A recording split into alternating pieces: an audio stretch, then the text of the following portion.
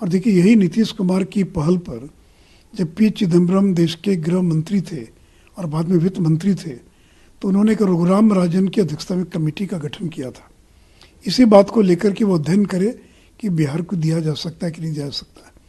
और रघुराम राजन कमेटी की रिपोर्ट, उस रिपोर्ट में यह कहा गया कि अब किसी भी राज्य को विशेष राज्य का दर्जा नहीं दिया जा सकता है। और स्वयं 14th फाइनेंस कमीशन जो है, उसने इस अवधारणा को ख़त्म ही कर दिया। अब तो देश के किसी भी राज्य को विशेष राज्य का दर्जा प्राप्त ही नहीं है, न किसी राज्य को दिया गया पिछले 10 वर्षों के अंदर। तो नीतीश जी को जब जब चुनाव नज़दीक आता है और जब विपक्ष में बैठते हैं, तब उनको विशेष राज्य का दर्जा याद आ जाता है। अरे भाई, नरेंद्र मोदी की सरकार ने तो बिहार को विशेष राज्य के दर्जे से जितना मिलता, उसे कई गुना ज़्यादा बिहार स्पेशल पैकेज के माध्यम से बिहार को दे दिया। आज अगर बिहार की सड़कों पर 1 लाख करोड़ रुपया 4 लेन 6 लेन पर खर्च हो रहा है, तो ये पूरा पैसा कौन दे रहा है? केंद्र की सरकार दे रही है। तो ये घिसा पिटा विशेष राज्य का दर्जा, अरे जब आंध्र का कमिटमेंट था पार्लियामेंट के अंदर, तो आंध्र को तो आज तक विशेष राज्य का दर्जा मिला ही नहीं।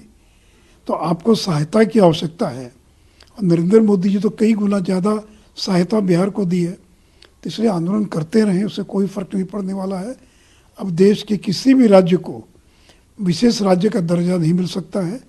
और ये जो कंसेप्ट था, उसी को रघुराम राजन कमेटी और 14th फाइनेंस कमीशन ने ख़त्म कर दिया है। दूसरी तरफ छत्तीसगढ़ के मुख्यमंत्री का कहना है कि हमारा टारगेट तो 75 से ज़्यादा सीटें जीतने का है। वो दावे के साथ वो कह रहे हैं। देखिए, दावा करने में क्या लगता है? 5 साल उनकी सरकार थी, लोगों में घोर निराशा है सरकार के क्रियाकलापों को देखकर। और जो वायदा किया था बघेल की सरकार ने, उसमें से अधिकांश वायदे पूरा नहीं कर पाए।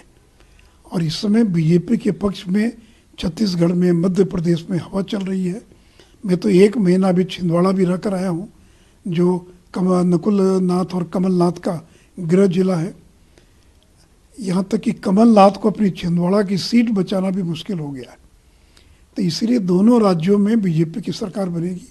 और जो मतदान का जो रुख की जो रिपोर्ट मिल रही है, तो मैं दावे के साथ कह सकता हूँ कि छत्तीसगढ़ में भी और मध्य प्रदेश में भी बीजेपी सरकार में आ रही है। तेलंगाना में 30 तारीख को वोटिंग नहीं किया है, 6 वो गारंटी दिया है, और गारंटी में कई बड़ी बड़ी लोक लुभावन घोषणाएं की गई है। देखिए, लोग कांग्रेस की गारंटी पर भरोसा नहीं करते, क्योंकि कांग्रेस ने तो राजस्थान में भी गारंटी दी थी, छत्तीसगढ़ में भी गारंटी दी थी। अब लोग पूछ रहे हैं उस गारंटी का क्या हुआ, लोन माफ़ी का क्या हुआ। तो अब कोई कांग्रेस के गारंटी पर भरोसा करने के लिए तैयार नहीं है। लाख ये चांद ला देंगे ज़मीन पर, कुछ भी वायदा कर दें, लेकिन चाहे वो छत्तीसगढ़ हो, मध्य प्रदेश हो या तेलंगाना हो, कहीं की भी जनता कांग्रेस पर विश्वास करने के लिए तैयार नहीं है।